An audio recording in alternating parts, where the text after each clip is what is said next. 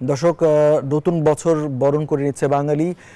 সেই খবর আমরা জানাচ্ছিলাম। আমাদের সহকর্মী এই মুহূর্তে রয়েছেন শাহবাগে, জুবায়ের সানির কাছ থেকে জেনে নিতে চাইবো যে বর্ষবরণের আজকের যে আয়োজন চলছে ঢাকা বিশ্ববিদ্যালয়, টিএসসি, এই সমস্ত এলাকায়, তার নিরাপত্তা কতটা এবারে নিশ্চিত হলো জানাবেন।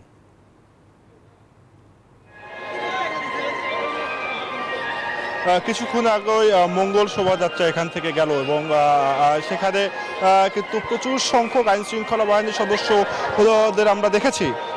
পুলিশের সদস্যরা যেমন ছিল তেমনি পুলিশের বিশেষায়িত ইউনিট সোয়াটের সদস্যদের আমরা দেখেছি এবং সেই সঙ্গে অন্যান্য যে আইন শৃঙ্খলা রক্ষাকারী যে বাহিনীগুলো রয়েছে তাদের সদস্যদের আমরা দেখেছি। একই সঙ্গে এই বর্ষবরণকে কেন্দ্র করে কিন্তু পুরো টিএসসি এবং শাহবাগ এলাকাকে কেন্দ্র করে কয়েক স্তরের নিরাপত্তা বলয় গড়ে তোলা হয়েছে। আপনি দেখতে পাচ্ছেন যে প্রচুর সংখ্যক পুলিশ সদস্যরা যেমনি রয়েছে তেমনি অন্যান্য আইন শৃঙ্খলা বাহিনীর সদস্যরাও রয়েছে এবং সেই সঙ্গে প্রতিটি প্রবেশ পথে কিন্তু চেকপোস্ট বসানো হয়েছে এবং একটি নির্দিষ্ট দূরত্ব পর্যন্ত কিন্তু মানুষকে আসলে বিকাশে কম খরচে ক্যাশ আউটের লিমিট বেড়ে 50,000, প্রিয় এজেন্টও 2টা।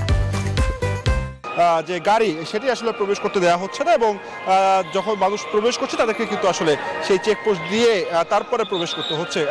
বলা চলে যে একটা নিশ্চিদ্র নিরাপত্তা বলয় গড়ে তোলা হয়েছে এই ঢাকা বিশ্ববিদ্যালয় কেন্দ্রিক যে বর্ষবরণের অনুষ্ঠান সেটিকে কেন্দ্র করে এবং এখনও কিন্তু আসলে যে অনুষ্ঠান সেটি চলছে। প্রচুর মানুষ রয়েছেন। আমি যে জায়গাটিতে রয়েছি একদম শাহবাগ মোড়ে রয়েছি, সেখানে কিন্তু আপনি দেখতে পাচ্ছেন যে প্রচুর মানুষ সেখানে রয়েছেন।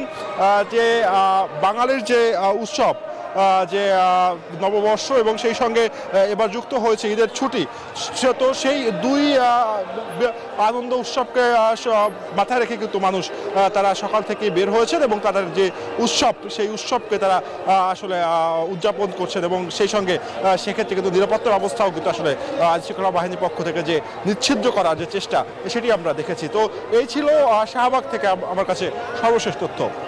জুবায়ের সানি, আপনাকে ধন্যবাদ।